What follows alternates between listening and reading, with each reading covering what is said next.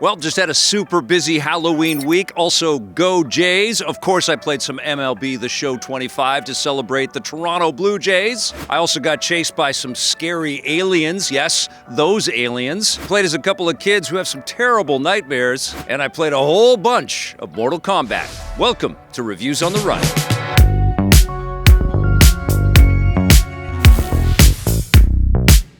Welcome to our Halloween celebration of all kinds of creepy and crazy games out there. But we also have a very big week in the world of baseball. The Toronto Blue Jays have been killing it, and we have seen them go into the World Series. So I wanted to play some MLB The Show 25 and check that game out because I had touched it earlier this year, but I hadn't really gone back to it, and I wanted to get a dive into the gameplay. I streamed it, and I had a tremendous time. I actually played against the Dodgers. I took control of the Jays, and it took me a few games to kind of sync with its rhythms and really understand some of the mechanics and start hitting some of the pitches. I got okay on defense right away, but it took me a little while to start being able to smack it out into the field, and eventually I did beat the Dodgers. It took me 3 games, but man, this is a beautiful experience. It's loaded with tremendous detail. It's also an excellent sports game. If you're one of those players that likes to do a lot of challenges on your own, you can dive into specific moments in baseball history. You could, of course, get into the road to the show mode and become a superstar player just by your tenacity and your diligence and your ability to kind of scale up as you go. You can jump in and play quick games against all of the teams in the league. You can, of course, get online and start collecting the cards and doing all of the microtransaction BS that I stay away from. And then there's also the storylines mode, and we get the history of the Negro Leagues. And this is something that Sony San Diego, the makers of this game, have been doing over the past few iterations of this franchise, and it is marvelous. You get all of these little story beats, you get some deep dive into the history of baseball, and it is such a celebration.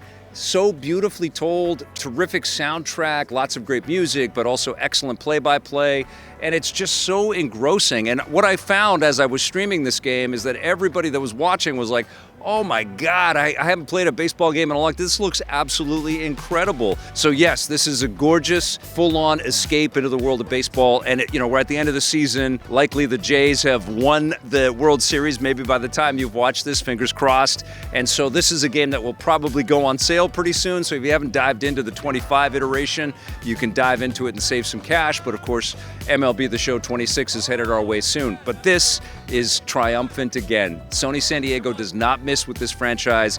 25 is excellent. I'm going to give it a 9 out of 10.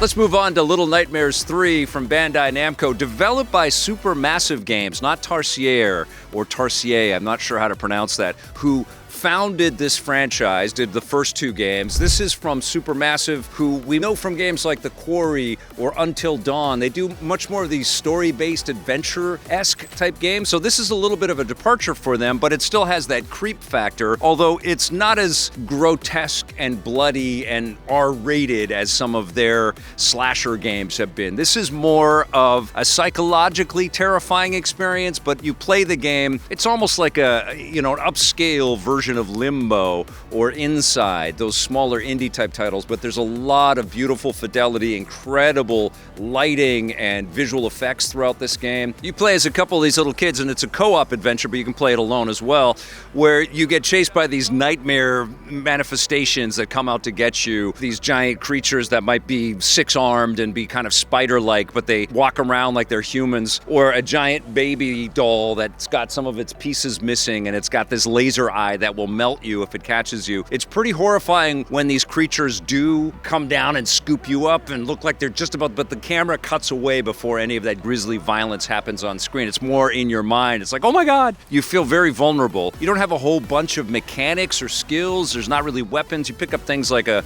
little umbrella that will help you float in the air or jump off of a high ledge and land softly. One of the characters has a slingshot that can activate switches and things. The other character has this wrench that can bash through glass or crumbling walls and can also activate widgets and pulleys and things like that. And you're basically helping each other in mostly a 2-dimensional plane, although there is some interaction into the background.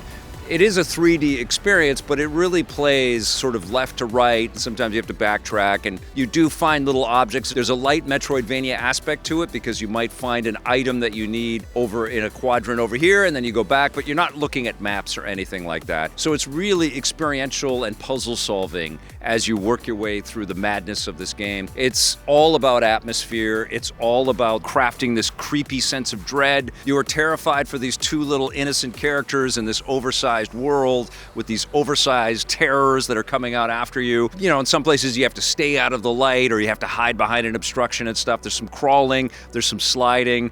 You never feel like you can run quite fast enough if something is chasing you. There were some geometry issues where I got stuck in certain points in a level, or I fell off a ledge, or a jump didn't quite register. And I also didn't feel like the game really innovated a whole bunch from what we had seen in the previous Little Nightmares games, but I was still entranced. I was still taken into the world and creeped out. I want to play this with my daughter. I only played it in single player, and I think this would be something that you would have a lot more fun with if you played with somebody else. Although it really sticks to the formula, I do think Supermassive Games did a good, solid job with this, and if you like the previous two games, I think you're going to enjoy this one as well. I just don't think it's like an elevation on the franchise. I'm going to give Little Nightmares 3 a 7.5 out of 10.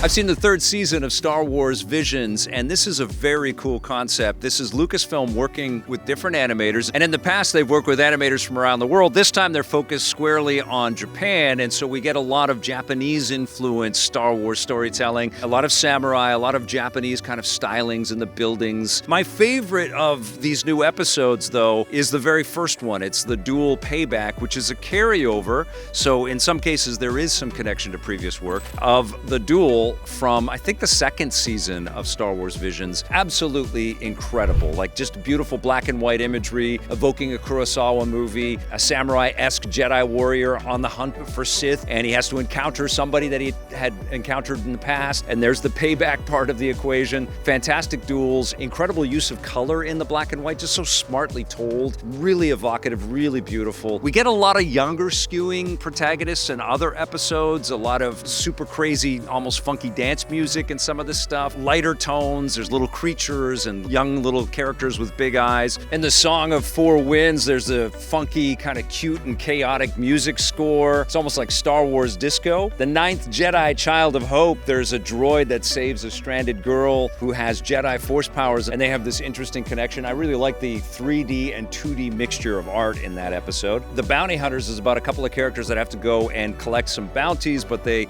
realize that the person they're working for might not be who they seem to be. Yuko's Treasure is another super cute episode in this series this year. It looked great, and there's this awesome bear character who's protecting young Yuko from an evil Steve Buscemi, but it was so cute I was starting to lose a little bit of interest, you know what I mean? I like the battle between the Master and the Padawan and the Lost Ones, and the super cool idea of a flat lightsaber. I hadn't seen that before. There's a beautiful 3D episode called Bird of Paradise where we see a young Padawan who's got some impetuous kind of behaviors, have to reconcile with the choice that they make. Just beautiful imagery in that one. But honestly, I think the standout episode of Visions this season is called Black, and it's wordless. It's really about the last moments of life that a stormtrooper deals with as the Death Star is being destroyed around them. And it's psychological and psychedelic and super trippy, all kinds of weird imagery. It's incredible to watch. You don't even know what kind of journey you're on as you sit back and take it all in. And it's so weird, and it's so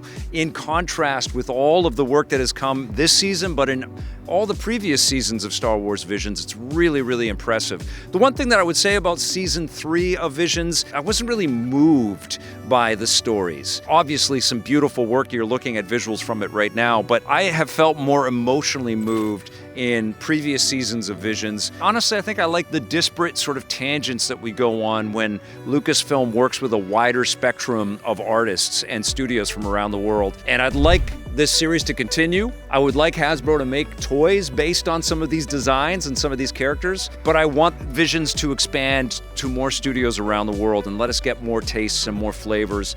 And also let us get to know some characters and have a much more sort of personal tale. you know? That's maybe not as mired in nostalgia and hitting the beats of familiarity. Like, we see the walkers in a lot of these different episodes, and it starts to blur together. And also, a lot of these episodes just skewed way too young for my liking, and they were all sandwiched together. So this was cool. There's some beautiful entertainment in here, but I don't think it was quite as transfixing or as splendid as previous seasons of Visions have been. I'm gonna give Star Wars Visions Season 3 a 7 out of 10.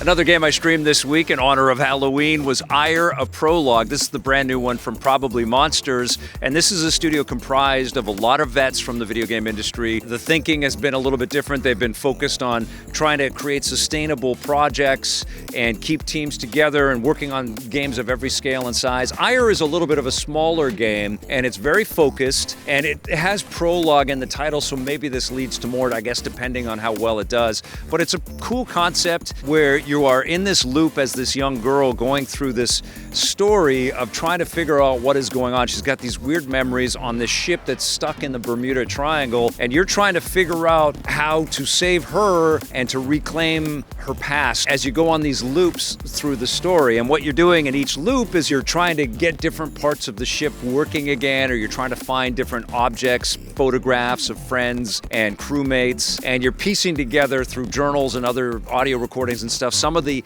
beats and some of the elements that are in the backstory of what has transpired here. The ship is stuck and it can't get out. And on the ship is this shadowy monster that when it finds you, it catches you and grabs you and takes you away. Now, the atmosphere in this game is really tremendous. They've done a fantastic job with this audioscape for sure, like hearing the monster down the corridors or the splish splash as you're trying to make your way through a flooded lower deck on the ship is really cool. You're obviously trying to start engines up and get electrical power into specific rooms, trying to get the ship to move and trying to get the radio to work and all these kinds of things. And you're using your wits, and you're just a kid. You're just this young kid who is trying to survive all of this. It's not a gory game. It's not a grotesque experience. It's kind of like a PG-13 type of deal. And it's also not a super expensive full price game.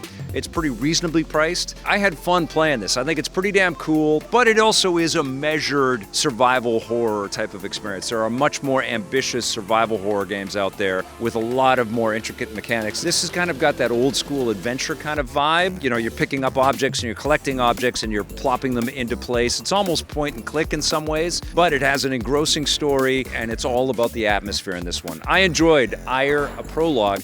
I'm going to give it a 7 out of 10.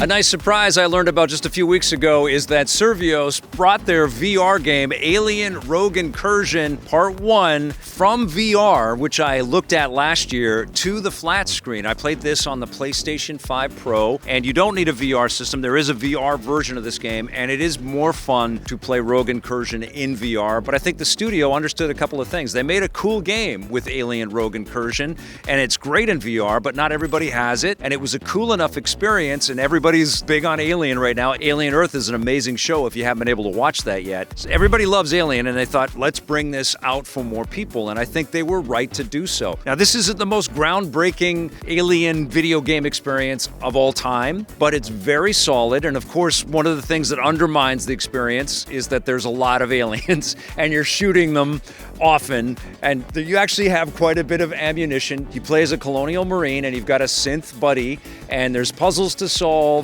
and all kinds of really cool technology to interact with that really evokes the classic Ridley Scott technology, a lot of 4x3 screens and, you know, tapes and things like that. It just feels so clunky and chunky. And then you've got the pulse rifle and you've got the motion detectors and things like that. So the audio cues are incredible. They're lifted right from the films, and there's some great voice work, some pretty cool performances, and that sense of creep and dread is there, but it's undermined a little bit, especially in comparison to the best of what the Alien films have been able to do because of the amount of different alien xenomorphs that you have to take out. And there's some nice twists and turns and pivots, and you're gonna have to crouch and duck and survive in all kinds of terrifying ways.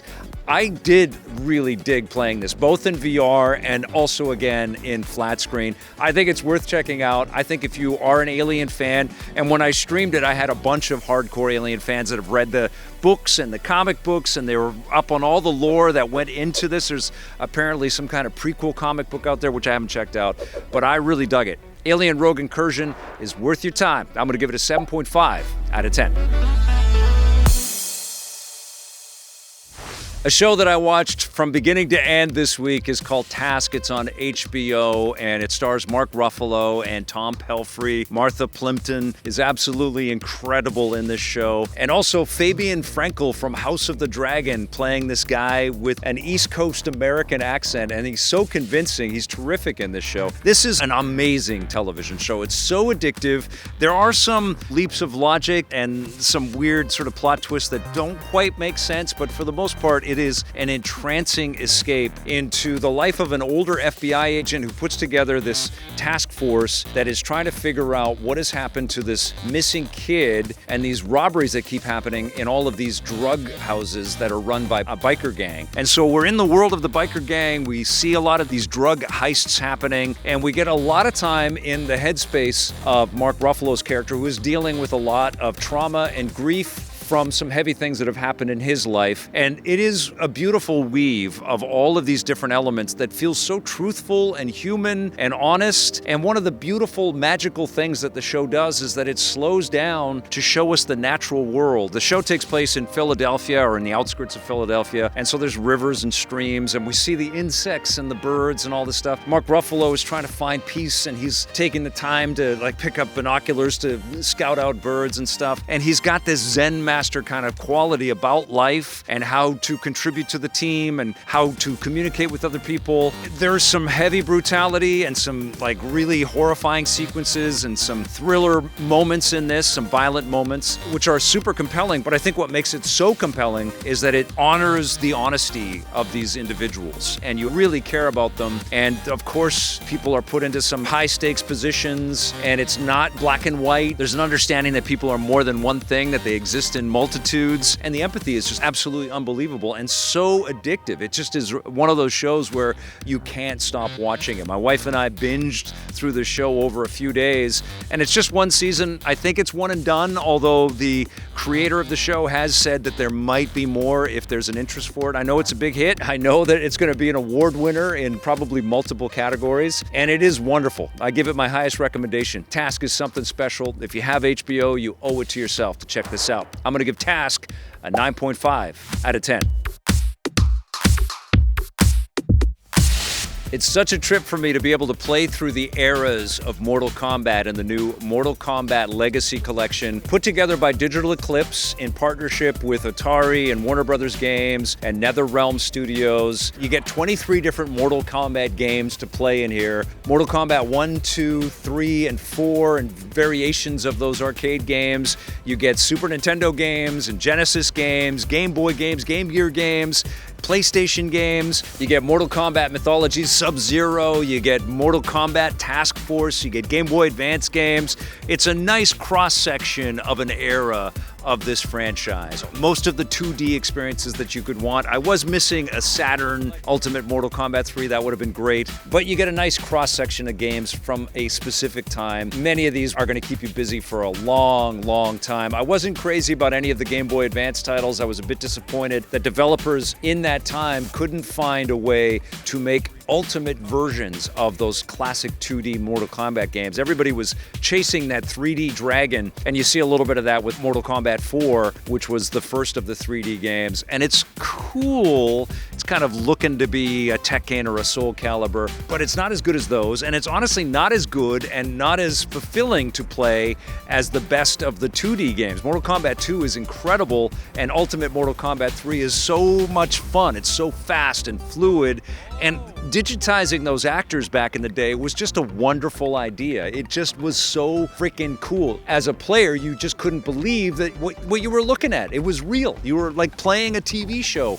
It was nuts. But that isn't the reason why this collection is so incredible. This collection rules because there are artifacts and mementos and little bits of iconography and beautiful art from the development of these games that you can dig into in the crypt. And then, of course, there's this beautiful collection of documentary pieces interviewing Ed Boon and John Tobias and other members of the team from Midway, and looking at how Mortal Kombat became a sensation and just grew in prominence is just a juggernaut franchise. And to watch those clips and to hear from these people and to see some of the old archived footage from back in the day is just mesmerizing. This is a wonderful collection. I think it's the most high-profile collection of any of the more recent titles that Digital Eclipse has put together, and I'm grateful for that because they're doing fantastic work letting us see the history of how these games got made. And there's lots of other stuff out there. The Jeff Minter collection was awesome. I love the Karateka collection. That was amazing. Jordan Mechner detailing the whole building of that game. Atari 50 is a masterwork. But honestly, I think this might be the best one. I couldn't be happier that this game showcases what it's like to care this much and to help craft something that the world cares about this much in the video game space. We need a lot more of this, and Digital Eclipse is showing us how to do it. This is amazing. I'm going to give the Mortal Kombat Legacy Collection